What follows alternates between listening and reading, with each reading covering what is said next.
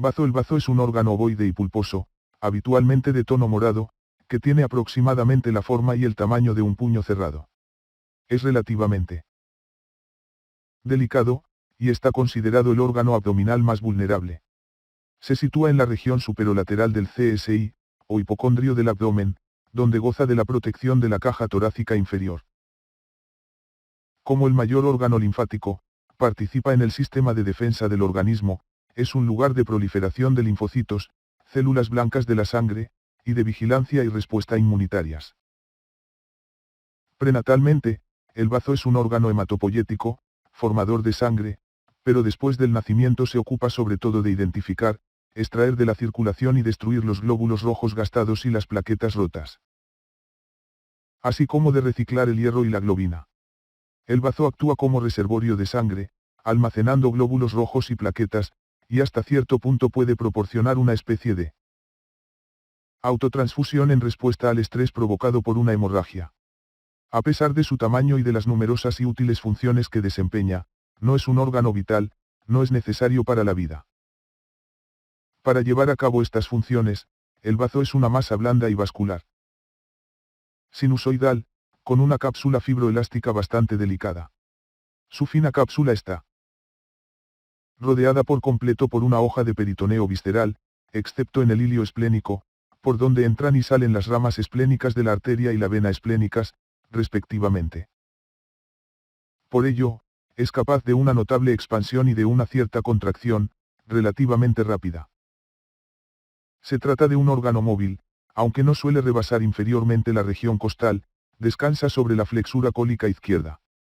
Después se relaciona con las costillas novena a decimoprimera, su eje mayor es aproximadamente paralelo a la décima costilla, y está separado de ellas por el diafragma y el receso costodiafragmático, una extensión a modo de hendidura de la cavidad pleural entre el diafragma y la parte inferior de la caja torácica. Las relaciones del bazo son: figura 5 a 58. El bazo. A y B, anatomía de superficie del bazo y relaciones con la parrilla costal, los órganos abdominales anteriores, las vísceras torácicas y el receso pleural costodiafragmático. C. Anatomía de superficie del bazo y el páncreas, y relaciones con el diafragma y las vísceras abdominales posteriores. D. Duodeno. E. Estómago. P. Páncreas. Riñón izquierdo. C. Glándula suprarrenal izquierda. D. Cara visceral del bazo.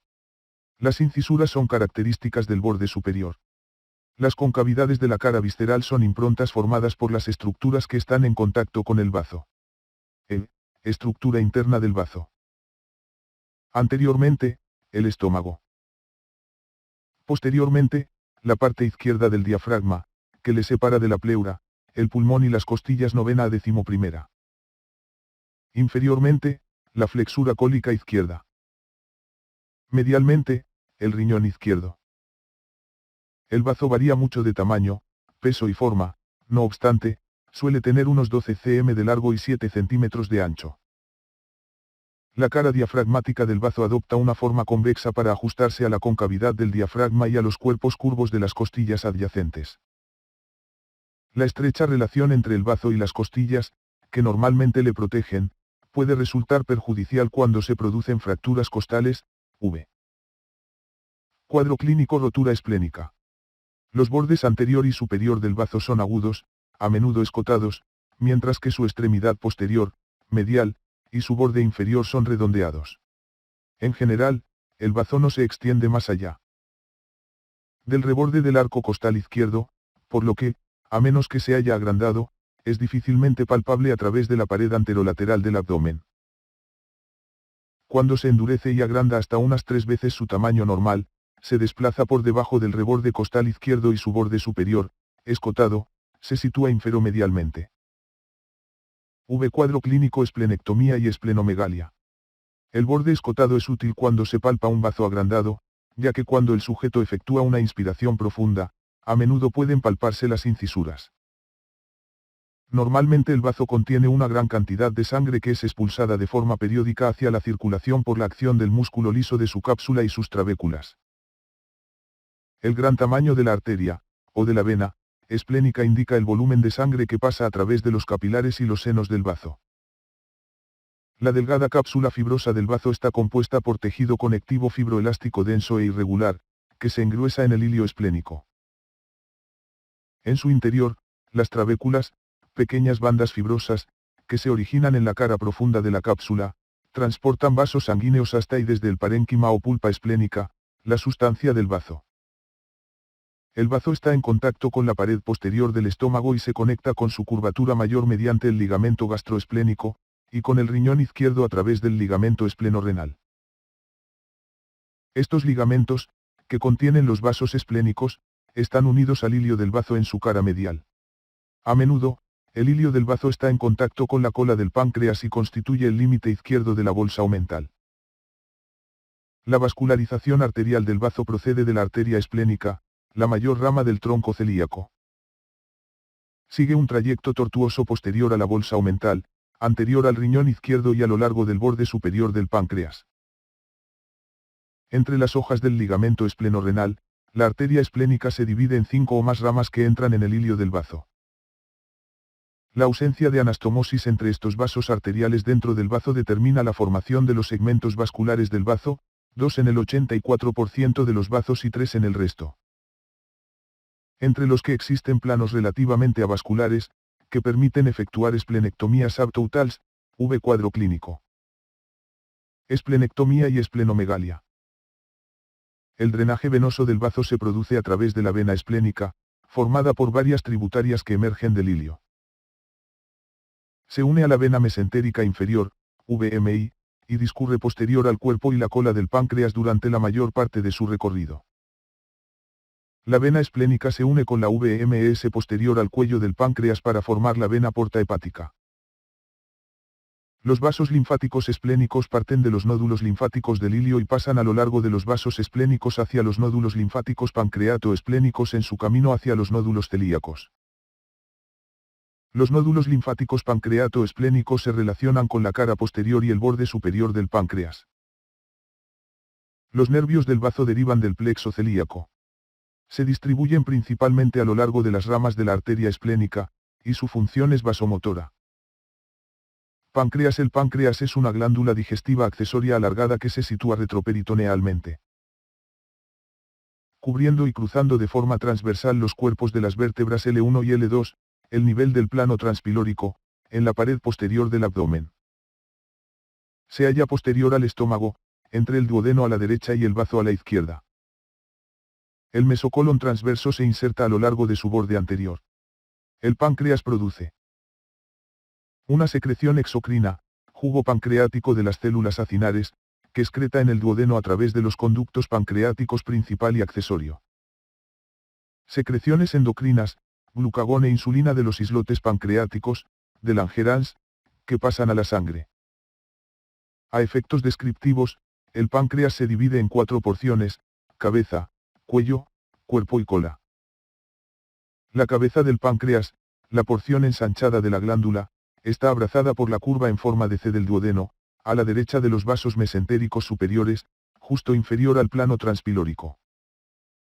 Se une firmemente a la cara medial de las porciones descendente y horizontal del duodeno. El proceso unciforme, una proyección de la parte inferior de la cabeza del páncreas, se extiende medialmente hacia la izquierda, posterior a la AMS. La cabeza del páncreas descansa posteriormente sobre la VCI, la arteria y la vena renales derechas, y la vena renal izquierda. En su camino hacia su desembocadura en la porción descendente del duodeno, el conducto biliar descansa en un surco sobre la cara posterosuperior de la cabeza o está incluido en su parénquima. El cuello del páncreas es corto, 1,5 a 2 cm, y oculta los vasos mesentéricos superiores, que forman un surco en su cara posterior. La cara anterior del cuello, cubierta por peritoneo, es adyacente al píloro del estómago. La VMS se une a la vena esplénica posteriormente al cuello, para formar la vena porta hepática. El cuerpo del páncreas se continúa desde el cuello y se sitúa a la izquierda de la AMS y la VMS, pasando sobre la aorta y la vértebra L2, continuando justo por encima del plano transpilórico, posterior a la bolsa omental. La cara anterior del cuerpo del páncreas está cubierta por peritoneo y se sitúa en el suelo de la bolsa omental, formando parte del lecho del estómago. La cara posterior del cuerpo carece de peritoneo y se encuentra en contacto con la aorta, la AMS, la glándula suprarrenal izquierda, el riñón izquierdo y los vasos renales. Figura 5 a 59. Bazo, páncreas, duodeno y vías biliares. A. Relaciones del bazo, el páncreas y las vías biliares extrahepáticas con otras vísceras retroperitoneales. B. Desembocadura del conducto biliar y el conducto pancreático en el duodeno a través de la ampolla hepatopancreática. C.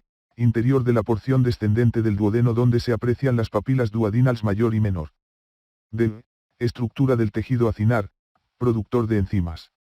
La microfotografía del páncreas muestra acinos secretores y un islote pancreático. La cola del páncreas se sitúa anterior al riñón izquierdo, donde se relaciona estrechamente con el hilio del bazo y la flexura cólica izquierda. La cola es relativamente móvil y pasa entre las hojas del ligamento esplenorrenal junto con los vasos esplénicos. El conducto pancreático principal empieza en la cola del páncreas y discurre a lo largo del parénquima de la glándula hasta la cabeza, donde gira inferiormente y se relaciona estrechamente con el conducto biliar, conducto colédoco. Los conductos pancreático y biliar, colédoco, suelen unirse para formar la ampolla hepatopancreática, debate, corta y dilatada, que desemboca en la porción descendente del duodeno en el vértice de la papila duodenal mayor.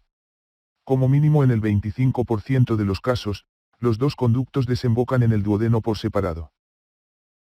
Figura 5 a 60.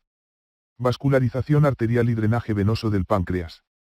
Debido a la estrecha relación entre el páncreas y el duodeno, comparten parcial o totalmente los vasos sanguíneos. A. Arteriograma celíaco. El contraste radiopaco se inyectó selectivamente en la luz de la arteria celíaca. B. Arterias. El bazo y el páncreas, excepto la parte inferior de la cabeza del páncreas, incluido el proceso unciforme, reciben sangre del tronco celíaco. C. Drenaje venoso de TC abdominal con reconstrucción 3D que muestra la unión de la VMS y la vena esplénica para formar la vena porta hepática en relación con la cabeza del páncreas. Figura 5 a 61. Drenaje linfático e inervación del páncreas y el bazo. A. Las flechas indican el flujo de linfa hacia los nódulos linfáticos. B. Los nervios del páncreas son nervios autónomos procedentes de los plexos celíaco y mesentérico superior. Una densa red de fibras nerviosas pasa desde el plexo celíaco a lo largo de la arteria esplénica hasta el bazo. En su mayoría son fibras simpáticas postsinápticas para el músculo liso de la cápsula esplénica, las trabéculas y los vasos intraesplénicos. El esfínter del conducto pancreático, alrededor de la porción terminal del conducto pancreático, el esfínter del conducto biliar, alrededor de la terminación de este, y el esfínter de la ampolla, esfínter hepatopancreático o de Oddi. Alrededor de la ampolla hepatopancreática, son esfínteres de músculo liso que impiden el reflujo de las secreciones digestivas y el contenido del duodeno. De estos, solo el esfínter del conducto biliar tiene un papel importante en el control del flujo de la secreción digestiva, bilis, en el duodeno. El conducto pancreático accesorio desemboca en el duodeno, en el vértice de la papila duodenal menor. En general, el conducto accesorio comunica con el conducto pancreático principal, pero algunas veces es más pequeño que el accesorio y ambos pueden no estar conectados. En estos casos, el conducto accesorio transporta la mayor parte del jugo pancreático. La irrigación arterial del páncreas deriva principalmente de las ramas de la arteria esplénica, bastante tortuosa. Existen numerosas arterias pancreáticas que forman varias arcadas con ramas pancreáticas de las arterias gastroduodenal y mesentérica superior. Hasta 10 ramas pueden pasar desde la arteria esplénica al cuerpo y la cola del páncreas.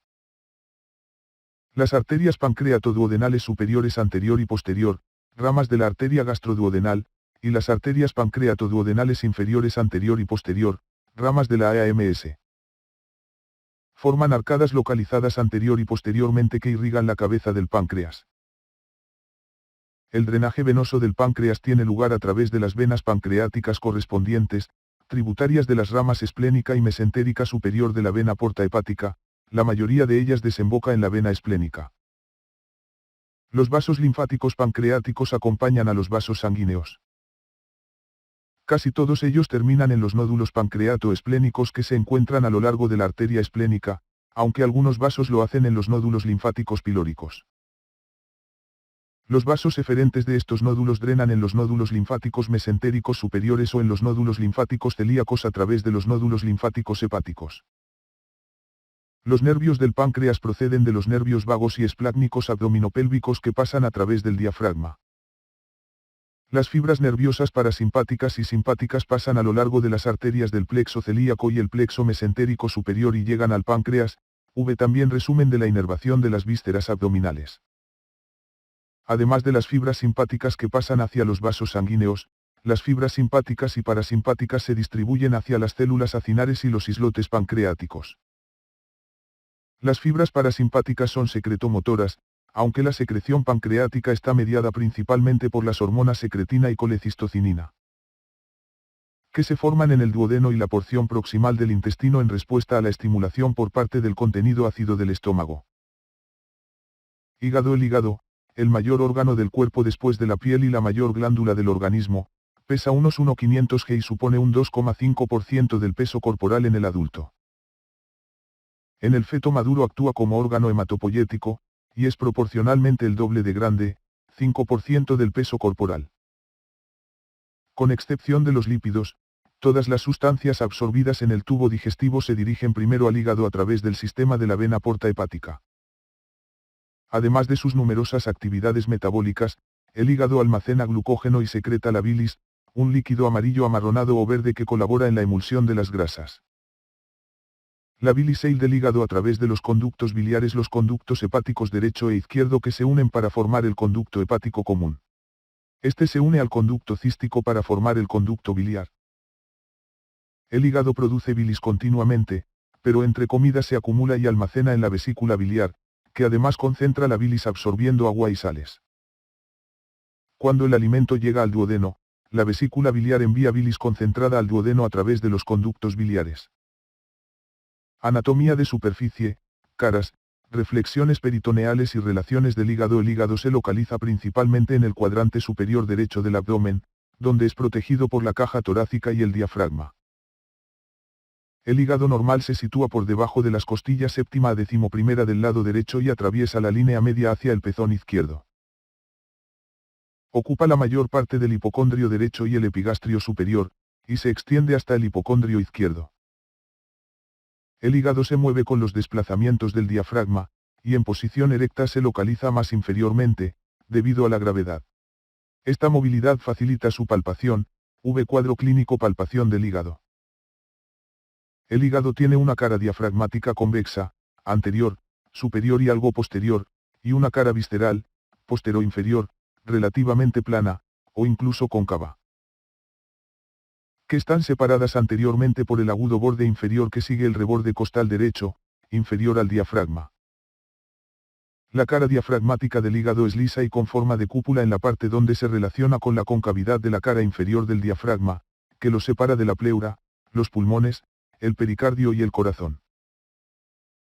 Los recesos, espacios, subfrénicos, extensiones superiores de la cavidad peritoneal, saco mayor, se localizan entre las caras anterior y superior de la superficie diafragmática del hígado y el diafragma. Los recesos subfrénicos están separados por el ligamento falciforme, que se extiende entre el hígado y la pared anterior del abdomen, y da lugar a los recesos derecho e izquierdo. La porción del compartimento supracólico de la cavidad peritoneal inmediatamente inferior al hígado es el espacio subhepático. Figura 5 a 62. Anatomía de superficie del hígado.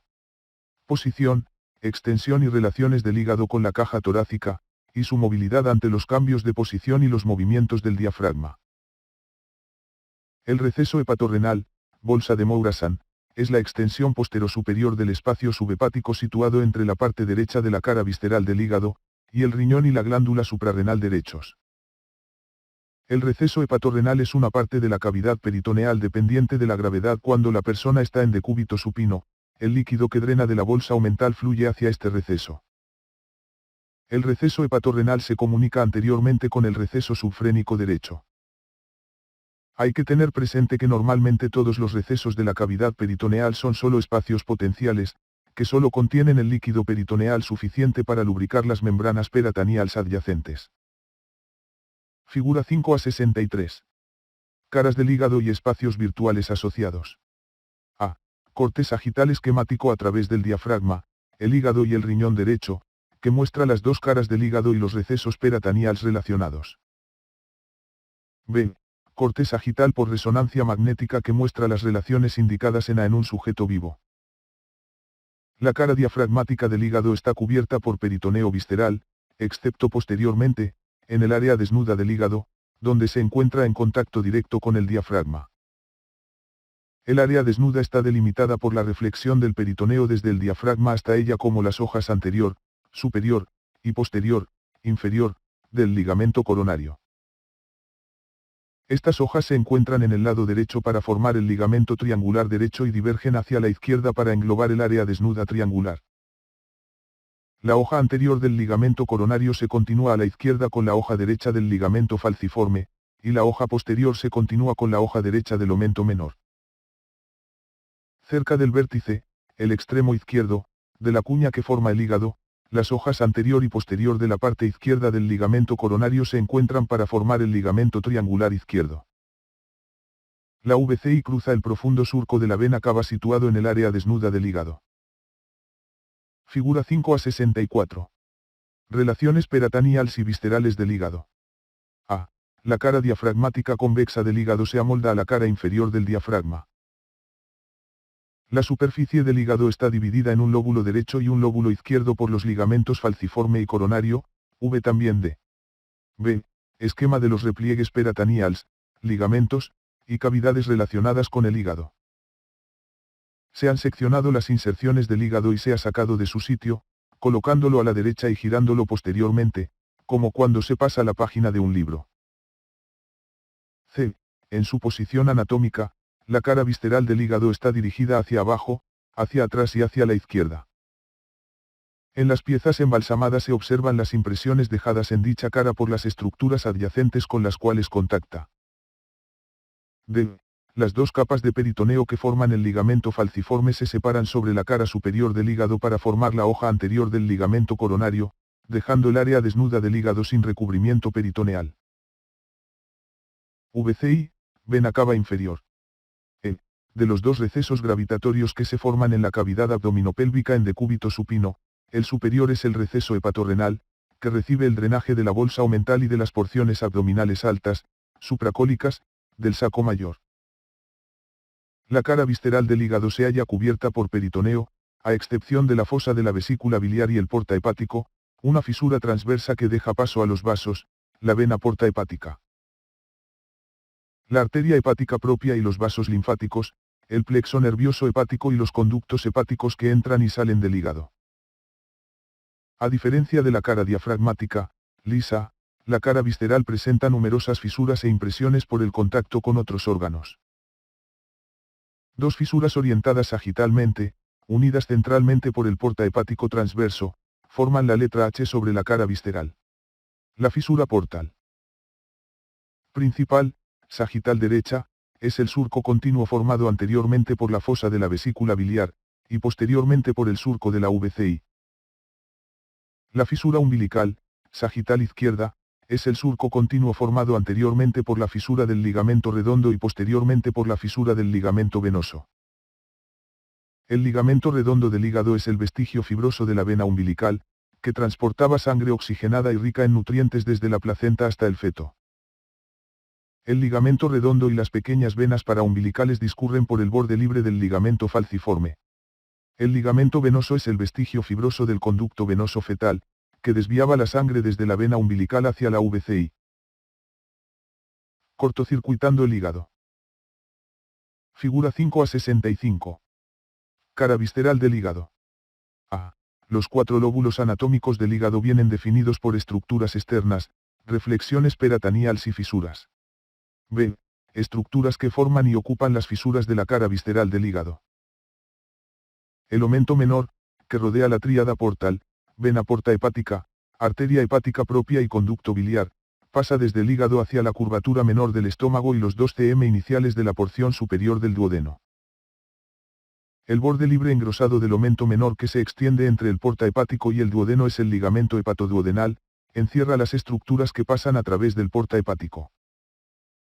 El resto laminar del omento menor, el ligamento hepatogástrico, se extiende entre el surco del ligamento venoso y la curvatura menor del estómago. Además de las fisuras, las impresiones, áreas, de la cara visceral reflejan las relaciones del hígado con el lado derecho de la cara anterior del estómago, áreas gástrica y pilórica. La porción superior del duodeno, área duodenal. El omento menor, se extiende dentro de la fisura del ligamento venoso. La vesícula biliar, fosa de la vesícula biliar. La flexura cólica derecha y el colon transverso derecho, área cólica. El riñón y la glándula suprarrenal derechos, áreas renal y suprarrenal. Lóbulos anatómicos del hígado. Externamente, el hígado se divide en 2 lóbulos anatómicos y 2 lóbulos accesorios por las reflexiones que forma el peritoneo en su superficie, por las fisuras que se forman en relación a dichas reflexiones. Y por los vasos que irrigan el hígado y la vesícula biliar. Estos lóbulos superficiales en realidad no son lóbulos en el sentido en que este término se utiliza habitualmente al referirse a glándulas, y solo se relacionan de forma secundaria con la arquitectura interna del hígado. El plano definido por la inserción del ligamento falciforme y la fisura sagital izquierda, umbilical, situado casi en la línea media, separa el gran lóbulo derecho del lóbulo izquierdo, mucho más pequeño. En la cara visceral inclinada, las fisuras portal principal y umbilical discurren a cada lado de 2 lóbulos accesorios, que forman parte del lóbulo derecho anatómico, separados por el porta hepático. El lóbulo cuadrado, anterior e inferior, y el lóbulo caudado. Posterior y superior. El lóbulo caudado no se llama así porque su posición sea caudal. Que no lo es, sino porque a menudo emite una cola en forma de proceso papilar alargado. Los lóbulos caudado y derecho están conectados por un proceso caudado que se extiende hacia la derecha, entre la VCI y el porta hepático. Figura 5 a 66. Relaciones del hígado con otras vísceras abdominales, el omento menor y la tríada portal. A. El corte sagital anterior se ha realizado en el plano de la fosa de la vesícula biliar y el corte sagital posterior en el plano de la fisura del ligamento venoso. Ambos cortes se han unido mediante un estrecho corte coronal en el plano del porta hepático. Puede apreciarse la relación del hígado con las vísceras abdominales anteriores, intraperitoneales. La tríada portal pasa entre las hojas del ligamento hepatoduodenal para entrar en el hígado en el porta hepático. La arteria hepática común pasa entre las hojas del ligamento hepatogástrico. B. Corte coronal por resonancia magnética RM del tórax inferior y el abdomen, donde se observan las relaciones del hígado con las vísceras abdominales posteriores, retroperitoneales. B. Por cortesía del Dr. W. Kuharchik, Professor of Medical Imaging, University of Toronto, Toronto, ON, Canadá. Subdivisiones funcionales del hígado aunque internamente, donde el parénquima hepático se muestra continuo, no están delimitados de manera clara, existen 2 hígados, porciones o lóbulos portales. Funcionalmente independientes, el derecho y el izquierdo. Las porciones hepáticas derecha e izquierda están más equilibradas en cuanto a su masa que los lóbulos anatómicos, aunque la porción derecha sigue siendo algo mayor. Cada porción hepática tiene sus propias ramas primarias de la arteria hepática propia y de la vena porta hepática, y su propio drenaje biliar. El lóbulo caudado podría considerarse, de hecho, una tercera porción. Su vascularización es independiente de la bifurcación de la tríada portal, recibe vasos de ambos paquetes, y es drenado por una o 2 pequeñas venas hepáticas, que desembocan directamente en la VCI, distalmente a las venas hepáticas principales. El hígado puede subdividirse además en 4 divisiones, y estas en 8 segmentos hepáticos resecables quirúrgicamente, cada uno de ellos irrigado de forma independiente por una rama secundaria o terciaria, respectivamente. De la tríada portal. Figura 5 a 67. Segmentación hepática. A. Las venas hepáticas derecha, intermedia e izquierda discurren dentro de tres planos o fisuras, portal derecha, D, portal principal, P, y umbilical, U, que dividen el hígado en cuatro divisiones verticales. Cada una de las cuales recibe una rama secundaria segunda de la tríada portal. El plano portal transverso T subdivide de nuevo tres de las divisiones en segmentos hepáticos, cada uno de los cuales recibe ramas terciarias tercera de la tríada. La división medial izquierda y el lóbulo caudado también se consideran segmentos hepáticos, lo que hace un total de 8 segmentos hepáticos resecables quirúrgicamente, segmentos IA8, cada uno de los cuales también recibe un nombre. Como se muestra en la. Cada segmento posee una vascularización y un drenaje biliar intrasegmentarios propios. Las venas hepáticas son intersegmentarias, ya que drenan porciones de los diversos segmentos adyacentes a ellas. B y C. La inyección de látex en las ramas derecha, rojo, e izquierda, azul, de la vena porta hepática evidencia los hígados derecho e izquierdo, así como la línea de Cantlie, que los delimita sobre la superficie del diafragma. D y E, la inyección de látex de distintos colores en las ramas secundarias. Segmentos 4, V y 8, y terciarias de la vena porta permite visualizar las divisiones del hígado y los segmentos hepáticos IA8. VB, vesícula biliar. Figura 5 a 68. Porciones, divisiones y segmentos del hígado. Cada porción, división y segmento se identifica con un nombre, los segmentos también se identifican mediante números romanos. La línea de Cantlie y la fisura sagital derecha son marcadores de superficie que definen la fisura portal principal. Segmentos hepáticos, quirúrgicos, del hígado. Exceptuando el lóbulo caudado. Segmento I, el hígado se divide en porciones, lóbulos portales, derecha e izquierda según la división primaria, 1. De la tríada portal en ramas derecha e izquierda, la fisura portal principal, en la cual se sitúa la vena hepática media, es el plano que delimita las porciones derecha e izquierda. En la cara visceral, este plano está delimitado por la fisura portal principal, sagital derecha. En la cara diafragmática, el plano está delimitado por la extrapolación de una línea imaginaria. La línea de Cantlie, 1898, que discurre desde la incisura para el fondo de la vesícula biliar hacia la VCI. Las porciones derecha e izquierda se subdividen verticalmente en divisiones mediales y laterales por las fisuras portal derecha y umbilical, donde se sitúan las venas hepáticas derecha e izquierda.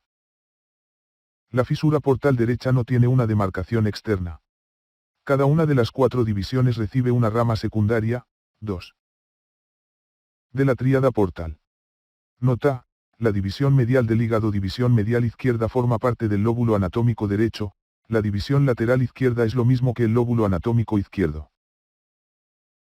El plano hepático transverso, a nivel de las porciones horizontales de las ramas derecha e izquierda de la tríada portal, divide tres de las cuatro divisiones, todas menos la división medial izquierda.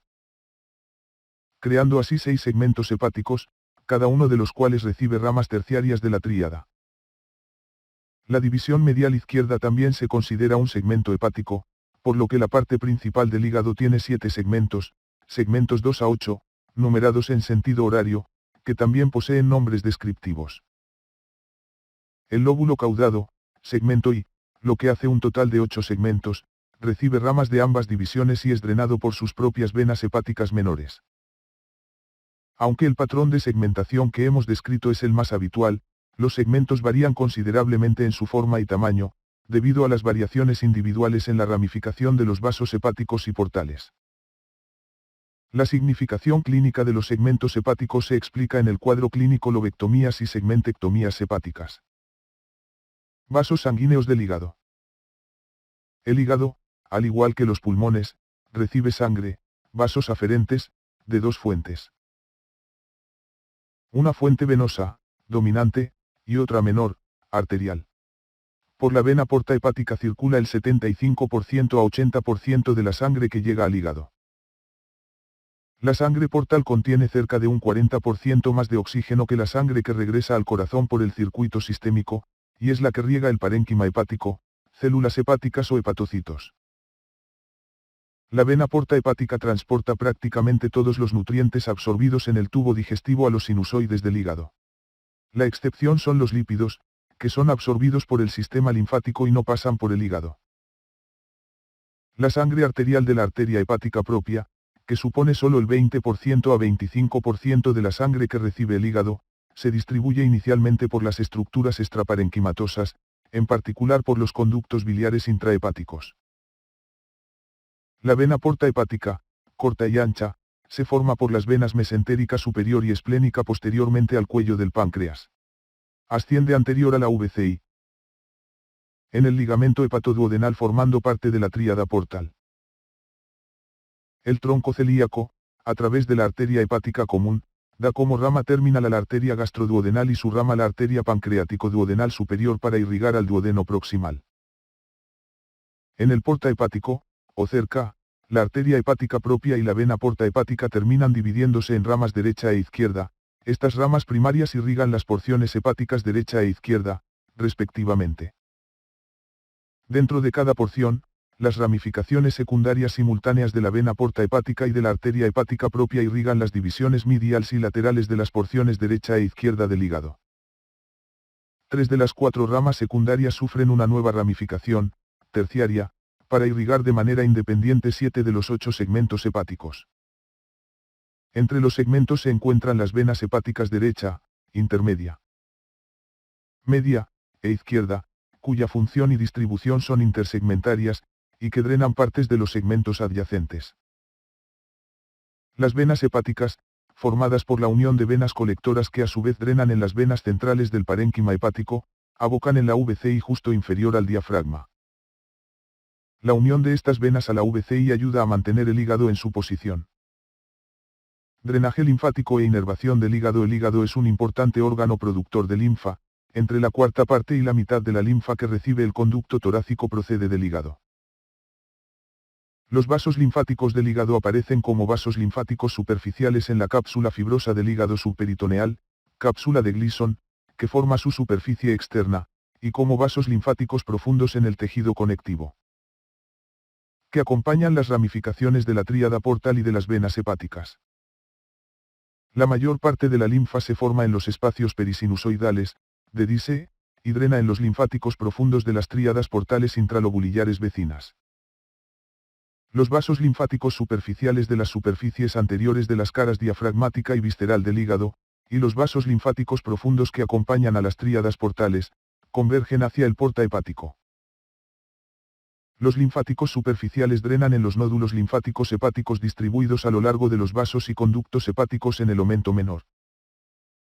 Los vasos linfáticos eferentes procedentes de estos nódulos linfáticos drenan en los nódulos linfáticos celíacos, que a su vez drenan en la cisterna del quilo, un saco dilatado en el extremo inferior del conducto torácico.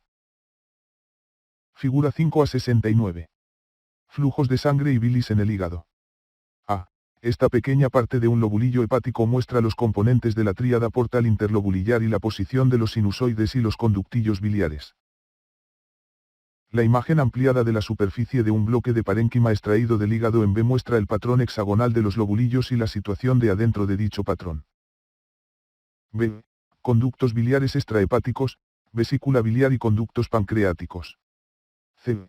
El conducto biliar y el conducto pancreático entran en la ampolla hepatopancreática, que se abre en la porción descendente del duodeno. Figura 5 a 70. Drenaje linfático e inervación del hígado. A. El hígado es uno de los principales órganos productores de linfa. La linfa del hígado fluye en dos direcciones. La de la parte superior del hígado circula hacia nódulos linfáticos situados superiormente en el tórax, la del hígado inferior lo hace hacia nódulos situados inferiormente en el abdomen. B. El plexo hepático, el derivado de mayor tamaño del plexo celíaco, acompaña a las ramas de la arteria hepática propia hasta el hígado, y contiene fibras simpáticas y parasimpáticas. Los vasos linfáticos superficiales procedentes de las superficies posteriores de las caras diafragmática y visceral del hígado drenan hacia el área desnuda del hígado. Allí drenan en los nódulos linfáticos frénicos o se unen a los vasos linfáticos profundos que han acompañado a las venas hepáticas que convergen en la VCI, y Luego pasan con esta gran vena a través del diafragma para drenar en los nódulos linfáticos mediastínicos posteriores. Los vasos eferentes de estos nódulos se unen a los conductos linfático derecho y torácico. Unos cuantos vasos linfáticos siguen caminos distintos. Desde la cara posterior del lóbulo izquierdo hacia el hiato esofágico del diafragma, para terminar en los nódulos gástricos izquierdos. Desde la cara diafragmática central anterior a lo largo del ligamento falciforme, hacia los nódulos linfáticos paraesternales. A lo largo del ligamento redondo del hígado hacia el ombligo y los vasos linfáticos de la pared anterior del abdomen. Los nervios del hígado proceden del plexo hepático, el mayor de los derivados del plexo celíaco. El plexo hepático acompaña a las ramas de la arteria hepática propia y de la vena porta hepática hasta el hígado. Está constituido por fibras simpáticas procedentes del plexo celíaco y por fibras parasimpáticas de los troncos vagales anterior y posterior. Los vasos y conductos biliares de la tríada portal están acompañados por fibras nerviosas, aparte de provocar vasoconstricción, su función no está clara. Conductos biliares y vesícula biliar. Los conductos biliares transportan bilis desde el hígado al duodeno. La bilis se produce continuamente en el hígado, y se almacena y concentra en la vesícula biliar, que la libera intermitentemente cuando entra grasa en el duodeno. La bilis emulsiona la grasa, de manera que puede absorberse en la porción distal del intestino. Cuando se observa a pequeño aumento un corte de tejido hepático normal, se aprecia un patrón que tradicionalmente se describe como de lobulillos hepáticos hexagonales. Cada lobulillo posee una vena central que discurre por su centro y de la que salen radialmente sinusoides, capilares grandes, y placas de hepatocitos, células hepáticas, que se dirigen hacia un perímetro imaginario. Extrapolado a partir de las tríadas portales interlobulillares, ramas terminales de la vena porta hepática y la arteria hepática propia, y ramas iniciales de los conductos biliares. Aunque suele decirse que son las unidades anatómicas del hígado, los lobulillos hepáticos no son unidades estructurales, sino que el patrón lobulillar es una consecuencia fisiológica de los gradients de presión y se ve alterado por los procesos patológicos. Como el conducto biliar no está en el centro, el lobulillo hepático no representa una unidad funcional como los acinos de otras glándulas. No obstante, el lobulillo hepático es un concepto consolidado, y resulta útil a efectos descriptivos. Los hepatocitos secretan bilis en los conductillos biliares que se forman entre ellos. Los conductillos drenan en los pequeños conductos biliares interlobulillares y luego en conductos biliares colectores de mayor tamaño de la tríada portal intrahepática, que confluyen para formar los conductos hepáticos. Los conductos hepáticos derecho e izquierdo drenan las porciones hepáticas derecha e izquierda. Lóbulos portales, respectivamente. Poco después de dejar el porta hepático, los conductos hepáticos derecho e izquierdo se unen para formar el conducto hepático común, al que se une por la derecha el conducto cístico para formar el conducto biliar, parte de la tríada portal del omento menor, que transporta la bilis hacia el duodeno. Conducto biliar, colédoco. El conducto biliar, conducto colédoco, se forma en el borde libre del omento menor por la unión del conducto cístico y el conducto hepático común. La longitud del conducto biliar oscila entre 5 centímetros y 15 centímetros, dependiendo del punto en que el conducto cístico se une al conducto hepático común. Figura 5a-71. Arterias que irrigan el conducto biliar y drenaje linfático de la vesícula biliar y el conducto biliar. Los vasos linfáticos de la vesícula biliar y los conductos biliares se anastomosan superiormente con los del hígado e inferiormente con los del páncreas. La mayor parte del drenaje fluye hacia los nódulos linfáticos celíacos. El conducto biliar desciende posterior a la porción superior del duodeno y se sitúa en un surco en la cara posterior de la cabeza del páncreas. En el lado izquierdo de la porción descendente del duodeno, el conducto biliar entra en contacto con el conducto pancreático principal. Los dos conductos discurren oblicuamente a través de la pared de esta porción del duodeno, donde se unen para formar la ampolla hepatopancreática, ampolla de Bate. El extremo distal de la ampolla desemboca en el duodeno a través de la papila duodenal mayor. El músculo circular que rodea el extremo distal del conducto biliar se engruesa para formar el esfínter del conducto biliar. Cuando este esfínter se contrae, la bilis no puede entrar en la ampolla ni en el duodeno, en consecuencia, la bilis regresa hacia la vesícula biliar a través del conducto cístico, para ser concentrada y almacenada. Las arterias que irrigan el conducto biliar son: la arteria cística, que irriga la porción proximal del conducto. La rama derecha de la arteria hepática propia, que perfunde la parte media del conducto. La arteria pancreatoduodenal superior posterior y la arteria gastroduodenal, que irrigan la porción retroduodenal del conducto. El drenaje venoso de la porción proximal del conducto biliar y de los conductos hepáticos suelen entrar directamente en el hígado. La vena pancreatoduodenal superior posterior drena la porción distal del conducto biliar y drena en la vena porta hepática o en una de sus tributarias. Figura 5 a 72. Nervios y venas del hígado y del sistema biliar. Los nervios destacan a lo largo de la arteria hepática propia y el conducto biliar y sus ramas. La inervación simpática es vasomotora en el hígado y en el sistema biliar. Las venas del cuello de la vesícula biliar se comunican con las venas císticas a lo largo de los conductos cístico y biliares. Pequeñas venas císticas pasan desde la porción adherente de la vesícula biliar a los sinusoides del hígado. Los vasos linfáticos del conducto biliar pasan hacia los nódulos linfáticos císticos, cerca del cuello de la vesícula biliar, el nodo del foramen omental y los nódulos linfáticos hepáticos. Los vasos linfáticos eferentes del conducto biliar pasan hacia los nódulos linfáticos celíacos. Vesícula biliar. La vesícula biliar, de 7 a 10 cm de longitud, se encuentra en la fosa de la vesícula biliar en la cara visceral del hígado. Esta fosa poco profunda se encuentra en la unión de las porciones, lóbulos portales, derecha e izquierda del hígado. Figura 5 a 73. Situación normal de la vesícula biliar y las vías biliares extrahepáticas. A. Corte sagital esquemático que muestra las relaciones de la porción superior del duodeno. B. Colangiopancreatografía por resonancia magnética de la vesícula biliar, los conductos biliares, el conducto pancreático y la parte descendente del duodeno. La relación de la vesícula biliar con el duodeno es tan estrecha que la porción superior del duodeno suele estar teñida por bilis en el cadáver. Como es necesario retraer hacia arriba el hígado y la vesícula biliar para exponer a esta última durante un abordaje quirúrgico anterior abierto, y los atlas suelen representarla en esa posición. Resulta fácil olvidar que en su posición natural el cuerpo de la vesícula biliar se sitúa anterior a la porción superior del duodeno, y que su cuello y el conducto biliar son inmediatamente superiores al duodeno. La vesícula biliar, con forma de pera, puede contener hasta 50 mililitros de bilis. El peritoneo rodea completamente el fondo de la vesícula biliar y une su cuerpo y su cuello al hígado. La cara hepática de la vesícula biliar se une al hígado mediante tejido conectivo de la cápsula fibrosa del hígado. Tiene 3 porciones. El fondo, el extremo ancho y romo, que normalmente se proyecta desde el borde inferior del hígado en el extremo del noveno cartílago costal, en la LMC.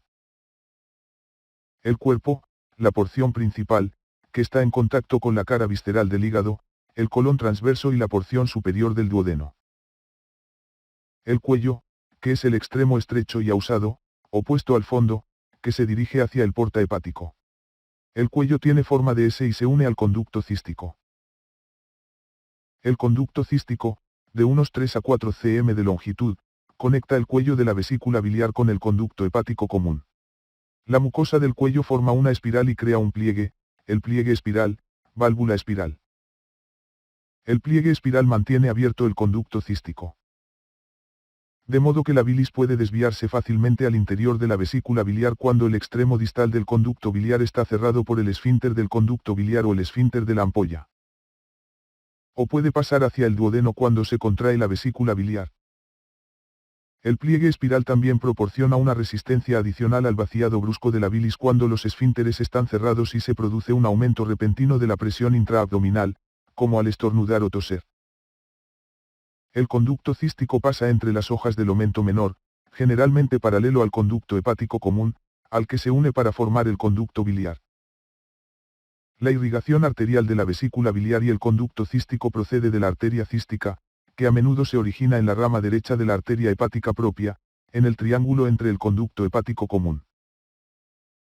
El conducto cístico y la cara visceral del hígado, el triángulo, o trígono, cistohepático, de Calot.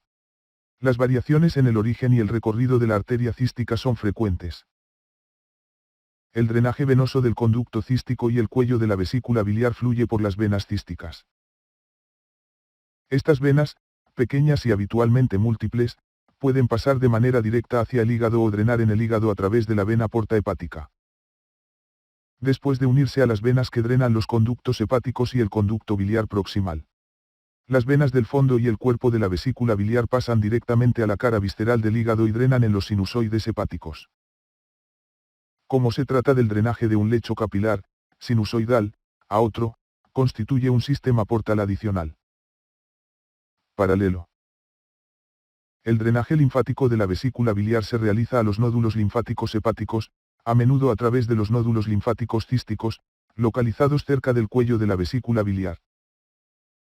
Los vasos linfáticos eferentes de estos nódulos pasan hacia los nódulos linfáticos celíacos. Los nervios para la vesícula biliar y el conducto cístico pasan junto con la arteria cística desde el plexo nervioso celíaco, fibras simpáticas y aferentes viscerales, dolor. Y el nervio vago, parasimpático. El nervio frénico derecho, fibras aferentes somáticas. Puede comportar dolor debido a la inflamación de la vesícula. La estimulación parasimpática provoca contracciones de la vesícula biliar y la relajación de los esfínteres en la ampolla hepatopancreática. Sin embargo, generalmente estas respuestas están estimuladas por la hormona colecistocinina, producida por las paredes del duodeno, en respuesta a la llegada de alimentos grasos, y distribuida por el torrente sanguíneo. Figura 5 a 74. Variaciones en el origen y el curso de la arteria cística. A. La arteria cística se origina habitualmente en la rama derecha de la arteria hepática propia, en el triángulo cistohepático, de Calot, limitado por el conducto cístico, el conducto hepático común y la cara visceral del lóbulo derecho del hígado. B y C.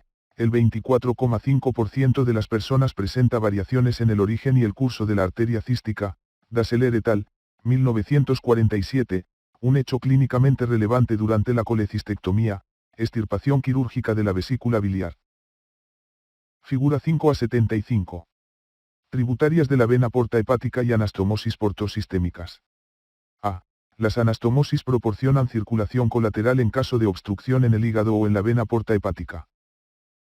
En la ilustración, las tributarias de la porta se han coloreado en azul oscuro y las anastomosis portosistémicas en azul claro. Las letras A D indican la situación de las anastomosis. A. Anastomosis entre las venas esofágicas submucosas que drenan en la vena ácigos, sistémica, o en la vena gástrica izquierda portal, cuando se dilatan son las varices esofágicas. B. Anastomosis entre las venas rectals inferior y media que drenan en la vena cava inferior, sistémica, y la vena rectal superior, que continúa como vena mesentérica inferior portal. Las venas submucosas que la forman están normalmente dilatadas, tienen aspecto varicoso, incluso en los neonatos. Cuando la mucosa que las contiene se prolapsa, constituyen las hemorroides. El aspecto varicoso de las venas y la aparición de hemorroides no se relaciona típicamente con la hipertensión portal, como suele afirmarse. C. Anastomosis entre las venas paraumbilicales, portales, y pequeñas venas epigástricas de la pared anterior del abdomen, sistémicas, estas pueden dar lugar a la cabeza de medusa. D. En las caras posteriores. Zonas desnudas, de vísceras secundariamente retroperitoneales, o en el hígado, ramas de venas viscerales. Por ejemplo, la vena cólica, las venas esplénicas o la propia vena porta hepática, portales. Se anastomosan con venas retroperitoneales de la pared posterior del abdomen o del diafragma, sistémicas. B. Angiografía, venografía portal, por resonancia magnética, angio-RM, que muestra las tributarias y L. A. Formación de la vena porta hepática en un individuo vivo. Vena porta hepática y anastomosis portosistémicas. La vena porta hepática es la conducción principal del sistema venoso porta. Se forma anterior a la VCI y posterior al cuello del páncreas, junto al nivel de la vértebra L1 y el plano transpilórico, por la unión de la VMS y la vena esplénica. En aproximadamente un tercio de las personas, la VMI se une a la confluencia de la VMS y la vena esplénica, en esos casos, las tres venas forman la vena porta hepática. En la mayoría de la gente, la VMI desemboca en la vena esplénica, 60%, o en la VMS, 40%. Aunque la vena porta hepática es un vaso grande, su curso es corto, 7 a 8 cm, y en su mayor parte discurre dentro del ligamento hepatoduodenal. Al aproximarse al porta hepático, la vena porta hepática se divide en dos ramas, derecha e izquierda. La vena porta hepática recoge la sangre poco oxigenada, pero rica en nutrientes, de la porción abdominal del tubo digestivo, incluidos la vesícula biliar, el páncreas y el bazo, y la conduce hacia el hígado. Se ha afirmado que tiene lugar una transmisión de sangre, por la cual la sangre de la vena esplénica, que transporta los productos de la degradación de los glóbulos rojos desde el bazo, pasa mayoritariamente al hígado izquierdo. La sangre de la VMS, rica en nutrientes absorbidos en el intestino, pasa sobre todo al hígado derecho. Dentro del hígado, sus ramas se distribuyen en un patrón segmentario. Vasos sanguíneos del hígado, y terminan en capilares ensanchados, los sinusoides venosos del hígado.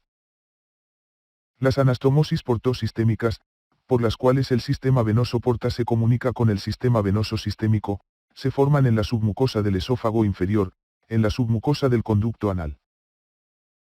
En la región paraumbilical y en las caras posteriores, áreas desnudas, de las vísceras secundariamente retroperitoneales, o del hígado. Cuando la circulación portal a través del hígado está disminuida u obstruida debido a una enfermedad hepática o a la compresión ejercida por un tumor, por ejemplo. La sangre del tubo digestivo todavía es capaz de llegar al lado derecho del corazón por la VCI a través de estas vías colaterales. Las rutas alternativas pueden utilizarse porque la vena porta hepática y sus tributarias no tienen válvulas, de este modo, la sangre puede fluir en dirección inversa hacia la VCI. Sin embargo, el volumen de sangre redirigido a través de las rutas colaterales puede resultar excesivo y provocar la aparición de varices, venas demasiado dilatadas, que pueden ser mortales. Cuadro clínico: hipertensión portal, si no se soluciona la obstrucción quirúrgicamente. Cuadro clínico: derivaciones portosistémicas.